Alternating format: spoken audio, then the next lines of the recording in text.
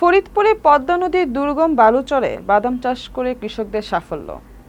ফরিদপুরে পদ্মা নদীর দুই তীরবর্তী জেগে ওঠা দুর্গম বালুচরে উন্নত জাতের বাদাম চাষ করে প্রথম সাফল্য মিলেছে কৃষকদের।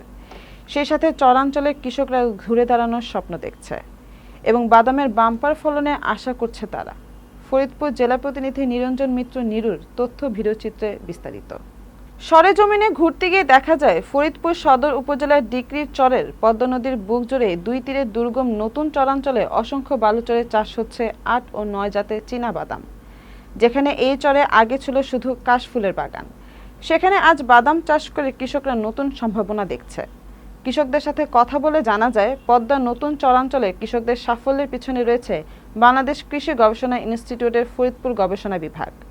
কৃষকের আয় বৃদ্ধি ও কর্মসংস্থান সৃষ্টির লক্ষ্যে চীনাবাদাম উৎপাদন কর্মসূচির অধীনে সরেজমিন গবেষণা বিভাগের তত্ত্বাবধানে মানসম্পন্ন উচ্চ ফলনশীল চীনাবাদামের বীজ ও সার কৃষকের দোরগোড়ায় পৌঁছে দেওয়ার ক্ষেত্রে গুরুত্বপূর্ণ ভূমিকা রেখেছে।